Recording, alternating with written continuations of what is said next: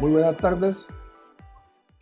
Agradezco pues a las SOPEMI y al doctor Carlos Lascano por esta invitación en su Congreso Internacional de Perú.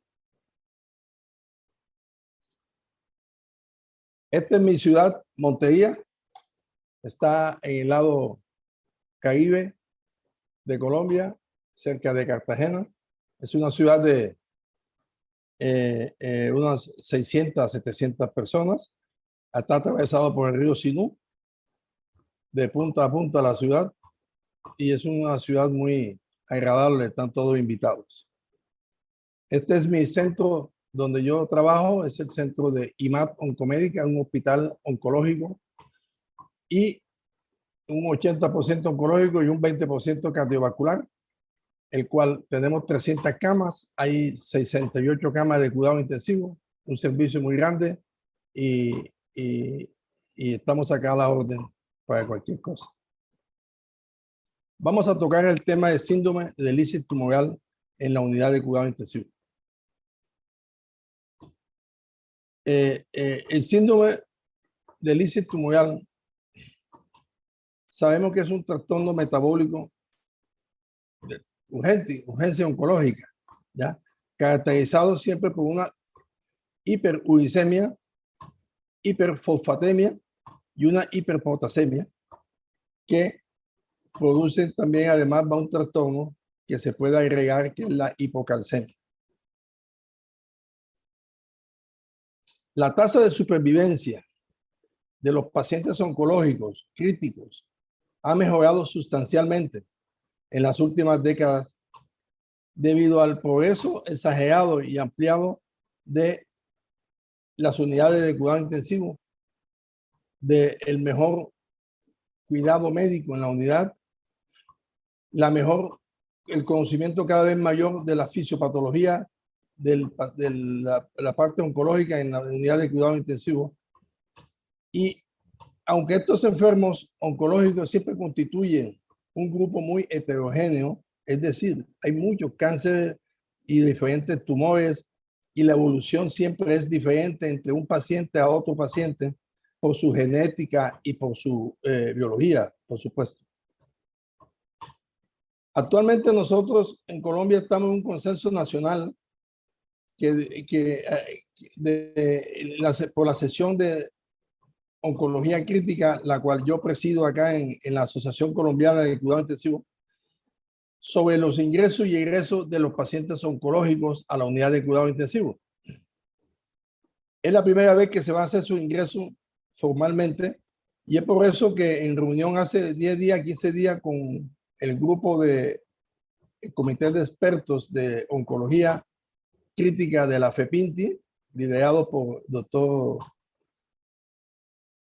Freddy Morales de Ecuador, pusimos en la tabla pues la posibilidad de que nosotros hagamos unos ingresos y egresos de este paciente en las unidades de cuidado intensivo en Latinoamérica.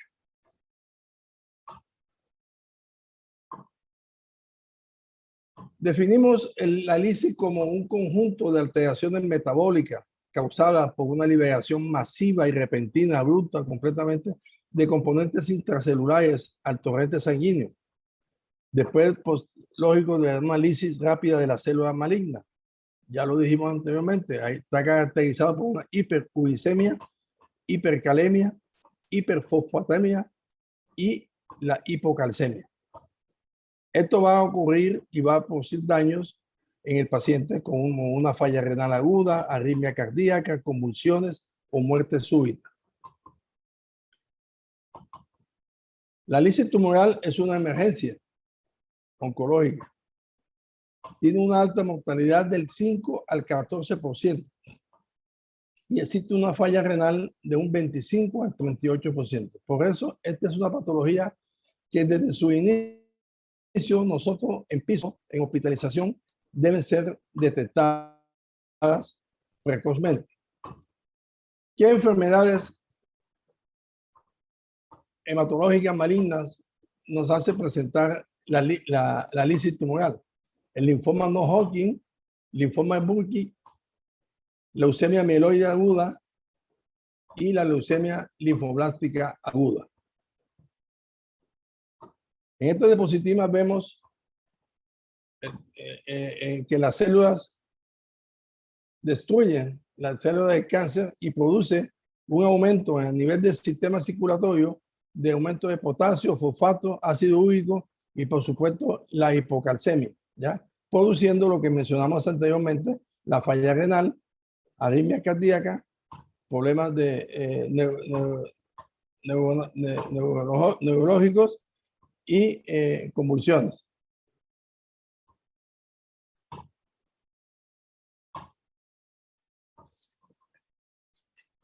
También nosotros vemos aquí en este problema básicamente la hiperpotasemia, que puede causar las arritmias graves que todos conocemos, que pueden llegar a ser fatales. La hiperfosfatemia puede desencadenar una hipocalcemia secundaria que va a provocar una irritabilidad neuromuscular y además puede precipitar como cristales de fosfato de calcio en varios órganos, especialmente el riñón, y producir la falla renal, ¿cierto? El ácido úrico también puede llevar también a la falla renal. Ahora, existe una respuesta sistémica inflamatoria presente por citoquinas, la cual puede llegar a una falla orgánica múltiple. Yo hago una pregunta que siempre la he hecho a los oncólogos. El cáncer, para mi concepto, es una respuesta inflamatoria sistémica persistente de citoquinas, persistente. ¿Ya? Una sepsis es igual, presenta una respuesta inflamatoria sistémica. Y en un paciente de esto que se hace quimio y que va a producir una respuesta inflamatoria sistémica, la pregunta es, ¿por qué razón los pacientes en cuidado intensivo a veces entramos en discusión con el oncólogo para hacer la quimioterapia dentro de la unidad? No entiendo, pero bueno. Este estado de la patogénesis de esta enfermedad se inicia con un proceso de lisis rápida, una destrucción rápida de las células tumorales, y hay una liberación abrupta de los iones intracelulares como el potasio, fósforo y ácido nucleico, que se metaboliza en hiposantina y después a santina y finalmente ácido úrico, como aparece en esta diapositiva. La hiposantina, santina oxidasa, se convierte en santina, ácido úrico, y en presencia de la urato oxidasa, la alantoína que se presenta. En la unidad de cuidado intensivo, los médicos intensivistas debemos conocer su cuadro clínico, el cual se caracteriza por la existencia de graves trastornos metabólicos e hidroelectrolíticos. Y tenemos que tener a un paciente monitorizado estrictamente con todos los, como digo yo, los juguetes que tenemos nosotros en la unidad de cuidado intensivo. ¿Cuáles serían los síntomas del sistema del síndrome de lisis tumoral y cómo se diagnostica? Pues los síntomas generalmente no son muy específicos y pueden incluir como náusea con aún sin vómitos, falta de apetito, fatiga, malestar general. La orina puede ser oscura, la producción urinaria ir disminuyendo de producción, el entumecimiento, convulsiones, calambres musculares, espasmo, palpitaciones del corazón, insuficiencia renal y muerte, y especialmente si el síndrome de lisis tumoral no se trata. O sea, ahí están las causas de que puede ser una hipocalcemia, una hipofosfatemia y la hiperpotasemia.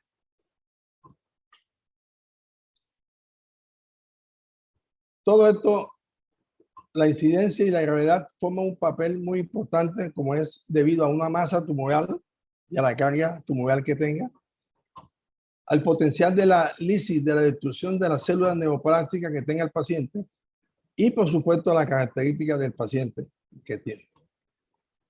Los factores de riesgo del síndrome de lisis tumoral, aquí los presento como factores relacionados con el paciente, con la enfermedad y factores relacionados con el tratamiento. Con los factores relacionados con el paciente tenemos la deshidratación, la oliguria, disfunción renal, leucocitosis, la gran carga tumoral, los más importantes. Con la enfermedad tenemos pues los linfomas de Burkitt, linfoblástico agudo, leucemia linfoblástica aguda, leucemia crónica, el cáncer de mama, cáncer de pulmón y los factores relacionados con los tratamientos, o sea, la quimioterapia, ya sea con corticoides y todo el resto de medicamentos que se utiliza en la quimioterapia para estos pacientes según la patología. El riesgo, según con el tipo del tumor, puede ser alto, moderado, bajo, como lo sabemos. Si es un linfoma alto, con el linfoma de Burkitt, linfoblástico, en estadio avanzado, con LDH por arriba de 2. Moderado, igual en estadio temprano, y bajo en Hodgkin folicular y el mal. Entonces, aquí estamos viendo nosotros la relación de riesgo según el tumor, junto con el riesgo si es alto, moderado o bajo del paciente. Estos factores de riesgo son los mismos, pero aquí lo presentamos como la función renal, lo que hay que vigilar, el flujo urinario por debajo de 0.1 de 1 mililitro hora, mayor de 1 mililitro hora, la compresión ureteral por masa tumoral, hiperuricemia previa, mayor de 4.5, insuficiencia renal aguda. Características del tumor es muy importante, los tipos de tumor, que ya lo conocemos cuáles son, y el laboratorio, que tenemos que tener los controles para este tipo de patología. ¿Cómo evaluamos el riesgo? Nosotros evaluamos el riesgo igualmente de bajo riesgo, intermedio y de alto riesgo. Los de bajo riesgo son pacientes que deben ser manejados en hospitalización, que hay que hacer una reposición adecuada de volumen, una monitorización de su diuresis y una reevaluación del riesgo cada 24 horas. El riesgo intermedio es un paciente que ya debe estar en la unidad de cuidado intensivo, monitorizado con todos los exámenes de laboratorio y reevaluando el riesgo cada turno, la reposición de fluidos, usar el alopurinol. Se habla de una alcalinización de la orina, pero más adelante vemos que no se debe alcalinizar. Y usar la rasburicasa, la primera dosis en el paciente intermedio. En el paciente de alto riesgo, es un ingreso a la unidad de cuidado intensivo. Hay que reponer ya los líquidos con su monitoreo de variabilidad de volumen sistólico o PVC o que cualquier monitor invasivo que tengamos o mínimamente invasivo para manejar los volúmenes, el uso de rasburicasa y terapia de reemplazo renal en caso tal que se necesite. A las 72 horas de estar en la unidad de cuidado intensivo con ácido úrico normal, tratamiento con alopurinol. Pero si a las 72 horas con ácido úrico elevado, mantiene el ácido úrico elevado, ya hay que utilizar la rasburicasa. Clínicamente, la lesión renal aguda, vemos que la creatinina está por debajo de 1.5 o incrementa el 0.3 miligramos por decilitro con relación al ingreso.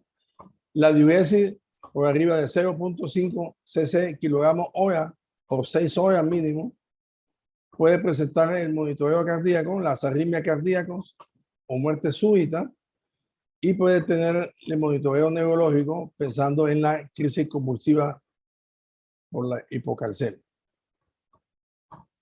En esta diapositiva vemos nosotros la definición según la clasificación de Cairo Bishop,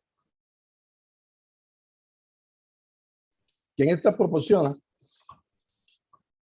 los criterios de diagnósticos analíticos de laboratorio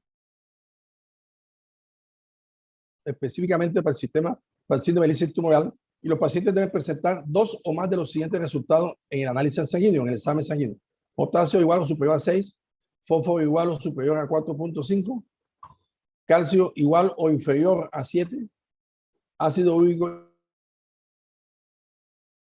igual o superior a 8. ¿Ya?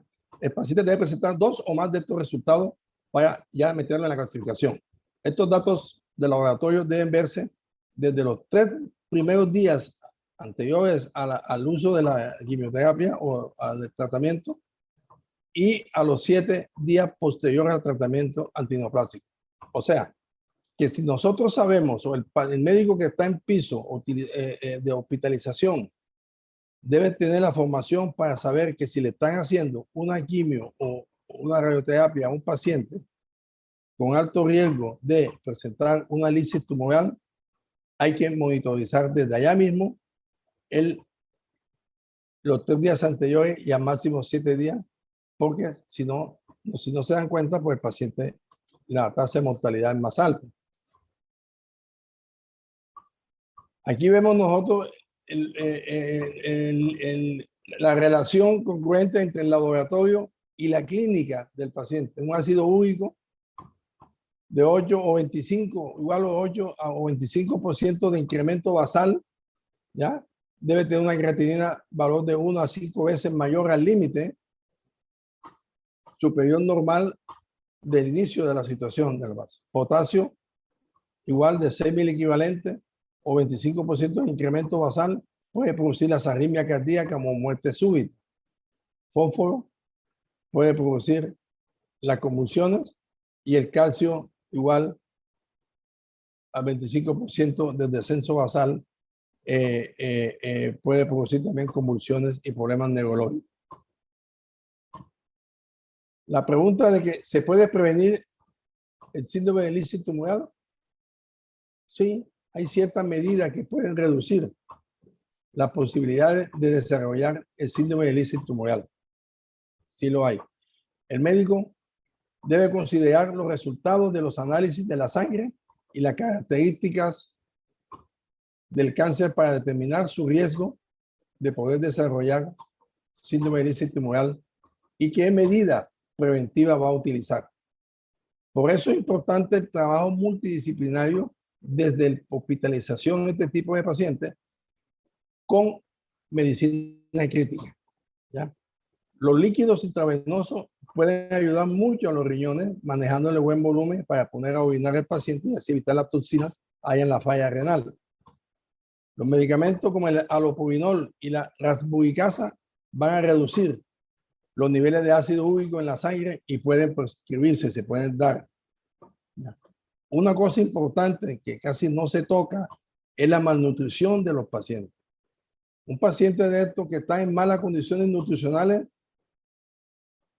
es muy probable que este tratamiento lo que haga es complicarlo más y llegarlo a procesos de más inmunodepresión y llegarlo a agravar más el paciente. Entonces, bajo los riesgos bajos, moderados y altos, tenemos que en riesgo bajo, ya hablamos que si hay un control clínico estricto de hospitalización, moderado hay que hidratar al paciente, administrar allopurinol y rasburicasa, dependiendo de la dosis, y el riesgo alto, pues la hidratación y rasburicasa. ¿Qué hacemos nosotros? Una profilaxis con la hidratación, manejarle volumen, 3 litros en 24 horas, solución isotónica, para mantener una diuresis mililitros hora de 2 mililitros kilogramos hora. ¿Ya? Eso hay que empezarla desde 48 horas previas al inicio de la quimioterapia y mantenerlo hasta 72 horas posterior. Otra vez está presente el estado nutricional del paciente. Es muy importante preparar a este paciente para todo este tipo de tratamiento antineoplásico que lo necesita, pero puede ser perjudicial si no tiene un estado nutricional adecuado. La hidratación intravenosa también debe continuar hasta que se resuelva totalmente en gran medida la carga tumoral. O sea que no hay que dejarlo que ya está orinando y suspendérsela, no. Además, es importante saber que el potasio no debe agregarse al líquido en hidratación. O sea, al líquido de base no se puede poner potasio. Con alopuridol, la dosis es de 100 miligramos por metro cuadrado cada 8 horas, máximo de un 800 microgramos día. A nivel intravenoso de 200 a 400, donde tengan este medicamento así. En 3 dosis, máximo 600 miligramos al día. ¿Ya? Esto produce un efecto retrasado de casi 24 a 72 horas. Cuando hay falla renal, existe una reducción de la dosis al 50%. En falla renal, reduce a 200 miligramos al día si la depuración de la creatinina es de 10 a 20 mililitros por minuto, o 100 miligramos al día si la depuración es menor a 10 mililitros minuto. La rasburicasa es la forma recombinante de la enzima urato oxidasa y no tiene eliminación hepática y renal, pero tiene contraindicaciones cuando hay deficiencia de la glucosa 6-fosfato deshidrogenasa, en embarazo, lactancia y anafilaxia no está contraindicada. Entonces, la monitorización es medir el gasto urinario cada hora. Debe haber un promedio de 80 a 100 mililitros hora y debe ser un balance de líquido cada 6 horas. Debe tenerlo normalmente en la unidad de cuidado intensivo. Se debe manejar casi 3 litros en 24 horas.